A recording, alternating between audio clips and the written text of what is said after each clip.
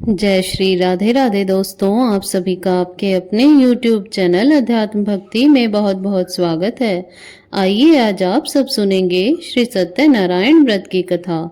जो भी भक्त सच्ची श्रद्धा के साथ प्रत्येक पूर्णिमा तिथि के दिन भगवान सत्यनारायण का पूजन करते हैं, कथा श्रवण करते हैं, इससे भगवान सत्यनारायण अति प्रसन्न होते हैं। कली काल में भगवान सत्यनारायण का पूजन जो कि बड़ा ही पुण्य फलदायी माना गया है।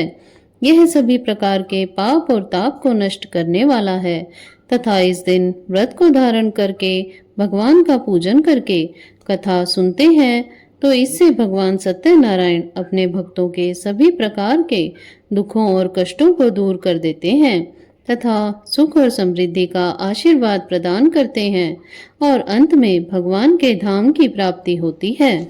तो आइए अब सुनते हैं श्री सत्यनारायण व्रत की कथा। तो बोलिए प्रेम से भगवान श्री सत्यनारायण स्वामी की जय, विष्णु भगवान की जय, माता लक्ष्मी की जय, सर्व देवी देवताओं की जय। श्री सत्यनारायण व्रत कथा पहला अध्याय। एक समय नैमिषारण्य तीर्थ में शौनका आदि 88,000 ऋषियों ने श्री सूत जी से पूछा, हे प्रभु, इस कलयुग में वेद विद्या रहित मनुष्यों को प्रभु भक्ति किस प्रकार मिलेगी तथा उनका उद्धार कैसे होगा। हे मुनि श्रेष्ठ, कोई ऐसा तप कहिए जिसमें थोड़े समय में पुण्य प्राप्त होवे तथा मनवांछित फल मिले। यह कथा सुनने की हमारी इच्छा है। सर्वशास्त्र ज्ञाता श्री सूत जी बोले, हे वैष्णवों में पूज्य, आप सबने प्राणियों के हित की बात पूछी है। अब मैं उस श्रेष्ठ व्रत को आप लोगों से कहूंगा जिस व्रत को नारद जी ने लक्ष्मी नारायण जी से पूछा था और श्री लक्ष्मीपति ने मुनि श्रेष्ठ नारद जी से कहा था, सो ध्यान से सुनो। एक समय योगी राज नारद जी दूसरों के हित की इच्छा से अनेक लोकों में घूमते हुए मृत्यु लोक में आ पहुंचे। यहाँ अनेक योनियों में जन्मे हुए प्राय सभी मनुष्यों को अपने कर्मों द्वारा अनेकों दुखों से पीड़ित देखकर सोचा कि किस यत्न के करने से निश्चय ही इन मानवों के दुखों का नाश हो सकेगा। ऐसा मन में सोचकर विष्णु लोक को गए। वहां श्वेत वर्ण और 4 भुजाओं वाले देवों के ईश नारायण का, जिनके हाथों में शंख चक्र गदा और पद्म थे तथा वरमाला पहने हुए थे, देखकर स्तुति करने लगे। नारद जी कहते हैं, हे प्रभु, आप अत्यंत शक्ति से संपन्न हैं। मन तथा वाणी भी आपको नहीं पा सकती। आपका आदि मध्य अंत नहीं है। निर्गुण स्वरूप सृष्टि के कारण भक्तों के दुखों को नष्ट करने वाले हो। आपको मेरा नमस्कार है। नारद जी के इस प्रकार की स्तुति सुनकर विष्णु भगवान बोले, हे मुनि श्रेष्ठ, आपके मन में क्या है? आप किस काम के लिए आगमन हुआ है? निसंकोच कहो। तब नारद मुनि बोले, मृत्यु लोक में सब मनुष्य जो अनेक योनियों में पैदा हुए हैं, अपने अपने कर्मों के द्वारा अनेक प्रकार के दुखों से दुखी हो रहे हैं। हे नाथ, मुझ पर दया रखते हो तो बताइए, इन मनुष्यों के सब दुख थोड़े से ही प्रयत्न से कैसे दूर हो सकते हैं? श्री भगवान जी बोले, हे नारद, मनुष्य की भलाई के लिए तुमने बहुत अच्छी बात पूछी है। जिसके करने से मनुष्य मोह से छूट जाता है, वह मैं कहता हूँ। सुनो, पुण्य देने वाला स्वर्ग तथा मृत्यु दोनों लोक में दुर्लभ एक उत्तम व्रत है। आज मैं प्रेमवश होकर तुमसे कहता हूँ, श्री सत्यनारायण भगवान का यह व्रत अच्छी तरह विधान पूर्वक करके मनुष्य तुरंत ही यहाँ सुख भोग कर मरने पर मोक्ष को प्राप्त होता है। श्री भगवान के वचन सुनकर नारद मुनि बोले कि उस व्रत का फल क्या है, क्या विधान है, किसने यह व्रत किया था और किस दिन यह व्रत करना चाहिए, विस्तार से कहो। भगवान बोले, दुख शोक आदि को दूर करने वाला, धन धान्य को बढ़ाने वाला, सौभाग्य तथा संतान को देने वाला, यह व्रत सब स्थानों पर विजयी करने वाला है। भक्ति और श्रद्धा के साथ किसी भी दिन मनुष्य श्री सत्यनारायण की शाम के समय ब्राह्मणों और बंधुओं के साथ धर्म परायण होकर पूजा करें। भक्ति भाव से नैवेद्य केले का फल, घी, दूध और गेहूं का चूर्ण सवाया लेवे। गेहूं के अभाव में साठी का चूर्ण, शक्कर तथा गुड़ ले और सब भक्षण योग्य पदार्थ जमा करके भगवान को अर्पित करें तथा बंधु बांधवों सहित ब्राह्मणों को भोजन करावें। पश्चात स्वयं भोजन करें। नृत्य गीत संगीत आदि का आचरण कर श्री सत्यनारायण भगवान का स्मरण करता हुआ समय व्यतीत करें। इस तरह व्रत करने पर मनुष्य की इच्छा निश्चय ही पूरी होती है। विशेषकर काली काल में मृत्यु लोक पर यही मोक्ष का सरल उपाय है। इति श्री सत्यनारायण व्रत कथा का प्रथम अध्याय संपूर्ण हुआ। तो बोलिए प्रेम से श्री सत्यनारायण भगवान की जय, माता लक्ष्मी की जय। सूत जी बोले, हे ऋषियों, जिसने पहले समय में इस व्रत को किया है उसका इतिहास कहता हूँ। ध्यान से सुनो। सुंदर काशीपुरी नगरी में एक अत्यंत निर्धन ब्राह्मण रहता था। वह भूख प्यास से बेचैन हुआ नित्य पृथ्वी पर घूमता था। ब्राह्मणों से प्रेम करने वाले भगवान ने ब्राह्मण का रूप धारण कर उसके पास जाकर आदर के साथ पूछा, हे विप्र, नित्य दुखी हुआ पृथ्वी पर क्यों घूमता है? दीन ब्राह्मण बोला, मैं निर्धन ब्राह्मण हूँ, भिक्षा के लिए पृथ्वी पर फिरता हूँ। हे भगवान, यदि आप इसका उपाय जानते हैं तो कृपया करके कहो। वृद्ध ब्राह्मण बोला कि सत्यनारायण भगवान मन वांछित फल देने वाले हैं, जिसके करने से मनुष्य सब दुखों से मुक्त होता है। ब्राह्मण को व्रत का सारा विधान बतलाकर बूढ़े ब्राह्मण का रूप धारण करने वाले श्री सत्यनारायण भगवान अंतर ध्यान हो गए। जिस व्रत को वृद्ध ब्राह्मण ने बतलाया है मैं उसको करूंगा, यह निश्चय करने पर उसे रात में नींद नहीं आई। वह सवेरे उठ सत्यनारायण भगवान के व्रत का निश्चय कर भिक्षा के लिए चला। उस दिन उसको भिक्षा में बहुत धन मिला, जिससे बंधु बांधवों के साथ उसने श्री सत्यनारायण का व्रत किया। इसके करने से विप्र सब दुखों से छूटकर अनेक प्रकार की संपत्तियों से युक्त हुआ। उस समय से वह विप्र हर मास व्रत करने लगा। इस तरह सत्यनारायण भगवान के व्रत को जो करेगा वह सब पापों से छूटकर मोक्ष को प्राप्त होगा। आगे जो पृथ्वी पर श्री सत्यनारायण भगवान का व्रत करेगा वह मनुष्य सब दुखों से छूट जाएगा। इस तरह नारद जी से नारायण जी का यह कहा हुआ, यह व्रत मैंने तुमसे कहा है। हे विप्रो, मैं अब और क्या कहूँ? ऋषि बोले, हे मुनिवर, संसार में उस विप्र से सुनकर और किस किस ने इस व्रत को किया है, हम वह सब सुनना चाहते हैं। इसके लिए हमारे मन में श्रद्धा है। सूत जी बोले, हे मुनियों, जिसने इस व्रत को किया है वह सब सुनो। एक समय वह विप्र धन और ऐश्वर्य के अनुसार बंधु बांधवों के साथ व्रत करने को तैयार हुआ। उसी समय एक लकड़ी बेचने वाला बूढ़ा आदमी आया और बाहर लकड़ियों को रखकर विप्र के मकान में गया। प्यास से दुखी लकड़हारा उनको व्रत करते देखकर विप्र को नमस्कार कर कहने लगा कि आप ये क्या कर रहे हैं और इसका करने से क्या फल मिलता है, कृपया मुझसे कहो। ब्राह्मण ने कहा, सब मनोकामनाओं को पूरा करने वाला यह श्री सत्यनारायण भगवान का व्रत है। इसकी ही कृपा से मेरे यहाँ धन धान्य आदि की वृद्धि हुई है। विप्र से इस व्रत के बारे में जानकर लक्कड़हारा बहुत प्रसन्न हुआ। चरणामृत ले वह प्रसाद खाने के बाद अपने घर को गया। लक्कड़हारे ने अपने मन में इस प्रकार का संकल्प किया कि आज ग्राम में लकड़ी बेचने से जो धन मिलेगा उसी से मैं सत्यनारायण भगवान का उत्तम व्रत करूंगा। यह मन में विचार कर वह बूढ़ा आदमी लकड़ियां अपने सिर पर रखकर जिस नगर में धनवान लोग रह रहे थे वह ऐसे सुंदर नगर में गया। उस रोज वहां पर उसे उन लकड़ियों का दाम पहले दिनों से चौगुना मिला। तब वह बूढ़ा लकड़हारा दाम ले और अति प्रसन्न होकर पके केले की फली, शक्कर, घी, दूध, दही और गेहूं का चूर्ण इत्यादि श्री सत्यनारायण भगवान के व्रत की कुल सामग्रियों को लेकर अपने घर गया। फिर उसने अपने भाई बंधुओं को मिलाकर विधि के साथ भगवान जी का पूजन किया और व्रत किया। उस व्रत के प्रभाव से वह बूढ़ा लक्कड़हारा धन, पुत्र आदि से युक्त हुआ और संसार के समस्त सुख भोग कर वैकुंठ को चला गया। इति श्री सत्यनारायण व्रत कथा का द्वितीय अध्याय पूर्ण हुआ। तो बोलिए प्रेम से श्री सत्यनारायण भगवान की जय, माता लक्ष्मी की जय। सूत जी कहते हैं, हे श्रेष्ठ मुनियों, अब आगे की कथा कहता हूँ। पहले समय में उल्का मुख नाम का एक बुद्धिमान राजा था। वह सत्य वक्ता और जितेंद्रिय था। प्रतिदिन देव स्थानों पर जाता था तथा गरीबों को धन देकर उनके कष्टों को दूर करता था। उसकी पत्नी कमल के समान मुख वाली और सती साध्वी थी। भद्रशिला नदी के तट पर उन दोनों ने श्री सत्यनारायण भगवान का व्रत किया। उस समय वहां एक साधु नामक वैश्य आया। उसके पास व्यापार करने के लिए बहुत सा धन था।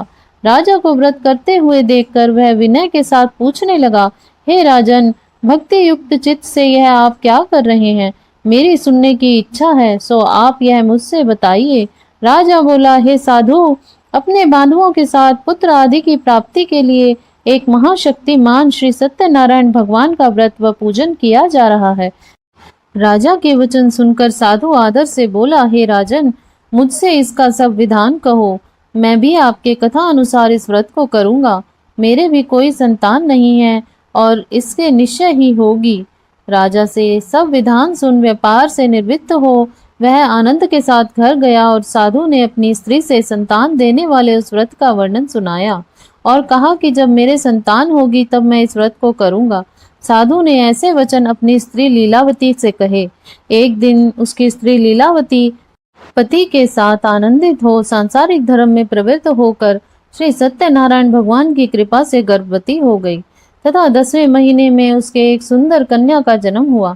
दिनों दिन वह इस तरह बढ़ने लगी जैसे शुक्ल पक्ष का चंद्रमा बढ़ता है। कन्या का नाम कलावती रखा गया। तब लीलावती ने मीठे शब्दों में अपने पति से कहा कि जो आपने संकल्प किया है कि सत्यनारायण भगवान का व्रत करूंगा, अब आप उसे करिए। साधु बोला, हे प्रिय, इसके विवाह पर करूंगा। इस प्रकार अपनी पत्नी को आश्वासन दे वह नगर को गया। कलावती पितृगृह में वृद्धि को प्राप्त हो गई। साधु ने जब नगर में सखियों के साथ अपनी पुत्री को देखा तो तुरंत ही दूत को बुलाकर कहा कि पुत्री के लिए कोई सुयोग्य वर देख कर लाओ। साधु की आज्ञा पाकर दूत कंचन नगर पहुंचा और वहां पर खोज और देखभाल कर लड़की के लिए सुयोग्य वाणिक पुत्र को ले आया। उस सुयोग्य लड़के को देखकर साधु ने अपने बंधु बांधवों सहित प्रसन्नचित अपनी पुत्री का विवाह उसके साथ कर दिया, किंतु दुर्भाग्य से विवाह के समय भी उस व्रत को करना भूल गया। तब श्री भगवान क्रोधित हो गए और शाप दिया कि तुम्हें दारुण दुख प्राप्त होगा। अपने कार्य में कुशल साधु बनिया अपने दामाद के सहित समुद्र के समीप स्थित होकर रत्नासारपुर नगर में गया और वहां दोनों ससुर जमाई चंद्रकेतु राजा के उस नगर में व्यापार करने लगे। एक बार भगवान श्री सत्यनारायण की माया से प्रेरित कोई चोर राजा का धन चुरा कर भागा जा रहा था, किंतु राजा के दूतों को आता देखकर चोर ने घबराकर भागते हुए राजा के धन को वहीं चुपचाप रख दिया जहां वे ससुर जमाई ठहरे हुए थे। जब दूतों ने उस साधु वैश्य के पास राजा के धन को देखा तो दोनों को बांध कर ले गए और प्रसन्नता से दौड़े हुए राजा के समीप जाकर बोले, यह दो चोर पकड़कर हम लाए हैं, देख कर आज्ञा दे। तब राजा की आज्ञा से उनको कठिन कारावास में डाल दिया गया और उनका धन छीन लिया गया। श्री सत्यनारायण भगवान के श्राप द्वारा उनकी पत्नी भी घर पर बहुत दुखी हुई और घर पर जो धन रखा था चोर उसे चुरा कर ले गए। शारीरिक व मानसिक पीड़ा तथा भूख प्यास से अति दुखी हो अन्न की चिंता में कलावती एक ब्राह्मण के घर गई। वहां उसने श्री सत्यनारायण भगवान का व्रत होते देखा, फिर कथा सुनी तथा प्रसाद ग्रहण कर रात को घर आ गई। माता ने कलावती से कहा, हे पुत्री, अब तक कहाँ रही? वह तेरे मन में क्या है? कलावती बोली, हे माता, मैंने एक ब्राह्मण के घर श्री सत्यनारायण भगवान का व्रत देखा है। कन्या के वचन सुनकर लीलावती भगवान के पूजन की तैयारी करने लगी। लीलावती ने परिवार और बंधु बांधवों सहित श्री सत्यनारायण भगवान का पूजन किया और वर मांगा कि मेरे पति और दामाद शीघ्र आ जावें। साथ ही प्रार्थना की कि हम सबका अपराध क्षमा करो। श्री सत्यनारायण भगवान इस व्रत से संतुष्ट हो गए और राजा चंद्रकेतु को स्वप्न में दर्शन देकर कहा, हे राजन, दोनों वैश्यों को प्रातः ही छोड़ दो और उनका सब धन जो तुमने ग्रहण किया है दे दो, नहीं तो मैं तेरा धन, राज्य, पुत्र आदि नष्ट कर दूंगा। राजा के ऐसे वचन कहकर भगवान अंतर ध्यान हो गए। प्रातः काल राजा चंद्रकेतु ने सभा में अपना स्वप्न सुनाया, फिर दोनों वणिकों पुत्रों को कैद से मुक्त कर सभा में बुलाया। दोनों ने आते ही राजा को नमस्कार किया। राजा मीठे वचनों से बोला, हे महानुभावों, भाग्यवश ऐसा कठिन दुख तुम्हें प्राप्त हुआ, अब तुम्हें कोई भय नहीं है। ऐसा कहकर राजा ने उनको नए नए वस्त्र आभूषण पहनाए तथा उनका जितना भी धन लिया था उससे दुगना धन देकर आदर से विदा कर दिया। दोनों वैश्य अपने घर को चल दिए। इति श्री सत्यनारायण व्रत कथा तृतीय अध्याय संपूर्ण हुआ। बोलो सत्यनारायण भगवान की जय, माता लक्ष्मी की जय। सूत जी कहते हैं, वैश्य ने मंगलाचार करके यात्रा आरंभ की और अपने नगर को चल दिए। उनके थोड़ी दूर निकलने पर दंडी वेशधारी श्री सत्यनारायण ने उनसे पूछा, हे साधु, तेरी नाव में क्या है? अभिमानी वणिक हंसता हुआ बोला, हे दंडी, आप क्यों पूछते हो? क्या धन लेने की इच्छा है? मेरी नाव में तो केवल बेल और पत्ते भरे हैं। वैश्य का कठोर वचन सुनकर श्री भगवान ने कहा, तुम्हारा वचन सत्य हो। दंडी ऐसा कहकर वहां से दूर चले गए। कुछ दूर जाकर समुद्र के किनारे बैठ गए। दंडी के जाने पर वैश्य ने नित्य क्रिया करने के बाद नाव को ऊंची उठी देखा तो अचंभा किया तथा नाव में बेल पत्ते आदि देखकर मूर्छित हो जमीन पर गिर पड़ा। फिर मूर्छा खुलने पर अत्यंत शोक प्रकट करने लगा। तब उसका दामाद बोला, आप शोक ना करें, यह दंडी का शाप है, अतः उनकी शरण में चलना चाहिए, तभी हमारी मनोकामना पूरी होगी। दामाद के वचन सुनकर वह दंडी के पास पहुंचा और अत्यंत भक्ति भाव से नमस्कार करके बोला, मैंने जो आपसे असत्य वचन कहे थे उनको क्षमा करो। ऐसा कहकर महान शोकातुर हो रोने लगा। तब दंडी भगवान बोले, हे वणिक पुत्र, मेरी आज्ञा से बार बार तुम्हें दुख प्राप्त हुआ है, तू मेरी पूजा से विमुख हुआ है। साधु बोला, हे भगवान, आपकी माया से ब्रह्मा आदि देवता भी आपके रूप को नहीं जानते, तब मैं अज्ञानी कैसे जान सकता हूँ। आप प्रसन्न होइए, मैं सामर्थ्य के अनुसार आपकी पूजा करूंगा, मेरी रक्षा करो और पहले के समान नौका में धन भर दो। उसके भक्ति युक्त वचन सुनकर भगवान प्रसन्न हो उसकी इच्छा अनुसार वर देकर अंतर ध्यान हो गए। तब उन्होंने नाव पर आकर देखा कि नाव में धन से परिपूर्ण है। फिर वह श्री सत्यनारायण भगवान का पूजन कर साथियों सहित अपने नगर को चला। तब अपने नगर के निकट पहुंचा, तब उसने दूत को घर भेजा।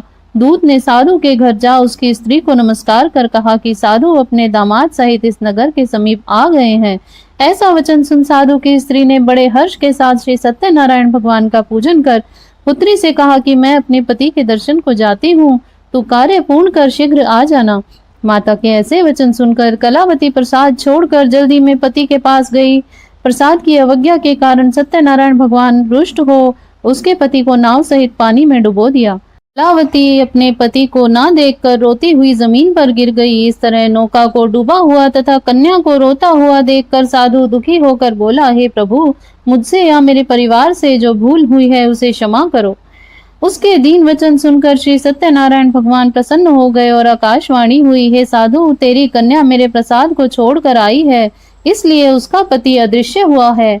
यदि वह घर जाकर प्रसाद खाकर लौटे तो इसे पति अवश्य मिलेगा। ऐसी आकाशवाणी सुन कलावती ने घर पहुंचकर प्रसाद खाया, फिर आकर पति के दर्शन किए, भगवान का विधि पूर्वक पूजन किया। इस लोक का सुख भोग कर अंत में स्वर्ग लोक हो गया। इति श्री सत्यनारायण व्रत कथा चतुर्थ अध्याय संपूर्ण हुआ। तो बोलिए प्रेम से श्री सत्यनारायण भगवान की जय, माता लक्ष्मी की जय। सूत जी कहते हैं, हे ऋषियों, मैं और भी कथा कहता हूँ, सुनो। प्रजा पालन में लीन तुंगध्वज नाम का एक राजा था। उसने भी भगवान का प्रसाद त्याग कर बहुत दुख पाया। एक समय वन में जाकर वन्य पशुओं को मारकर बड़ के पेड़ के नीचे आया। वहां उसने ग्वालों को भक्ति भाव से बांधवों सहित श्री सत्यनारायण की पूजा करते हुए देखा। राजा देखकर भी अभिमानवश वहां नहीं गया और ना ही नमस्कार किया। जब ग्वालों ने श्री भगवान का प्रसाद उनके सामने रखा तो प्रसाद त्याग कर अपनी नगरी को चला गया। वहां उसने अपना सब कुछ नष्ट पाया तो वह जान गया कि यह सब कुछ भगवान ने किया है। तब वह विश्वास कर ग्वालों के समीप गया और विधि पूर्वक पूजन कर प्रसाद खाया तो श्री सत्यनारायण भगवान की कृपा से सब कुछ पहले जैसा हो गया। फिर दीर्घ काल तक सुख भोग कर मरने पर वह स्वर्ग लोक को गया। जो मनुष्य परम दुर्लभ व्रत को करेगा, भगवान की कृपा से उसे धन्य धान्य की प्राप्ति होगी। निर्धन धनी और बंदी बंधन से मुक्त होकर निर्भय हो जाता है। संतानहीनों को संतान प्राप्ति होती है तथा सब मनोरथ पूर्ण होकर अंत में वैकुंठ धाम को जाता है। सूत जी कहते हैं, जिन्होंने पहले इस व्रत को किया, अब उनके दूसरे जन्म की कथा कहता हूँ। वृद्ध शतानंद ब्राह्मण ने सुदामा का जन्म लेकर मोक्ष को पाया। लक्कड़हारे ने अगले जन्म में निषाद बनकर मोक्ष प्राप्त किया। उल्का मुख नाम का राजा दशरथ होकर वैकुंठ को प्राप्त हुआ। साधु नाम के वैश्य ने मोर ध्वज बनकर अपने ही पुत्र को आरे से चीर कर मोक्ष को प्राप्त किया। महाराज तुंगध्वज ने स्वयं भू होकर भगवान की भक्ति युक्त हो कर्म कर मोक्ष प्राप्त किया। इति श्री सत्यनारायण व्रत कथा पंचम अध्याय संपूर्ण हुआ। तो बोलिए प्रेम से श्री सत्यनारायण भगवान की जय, भगवान विष्णु की जय, माता लक्ष्मी की जय, सर्व देवी देवताओं की जय। तो आशा करती हूँ आपको यह कथा श्रवण अच्छी लगी होगी। ऐसे ही ज्ञानवर्धक जानकारियाँ प्राप्त करते रहने के लिए, व्रत पूजा आदि के बारे में जानने के लिए तथा कथा को श्रवण करने के लिए। यदि आप चैनल पर पहली बार आए हैं तो चैनल को सब्सक्राइब कर लें ताकि आने वाली वीडियो की नोटिफिकेशन आपको समय से मिलती रहे। वीडियो को लाइक करें, शेयर करें। सुखी रहें, स्वस्थ रहें। जय श्री राधे राधे। धन्यवाद।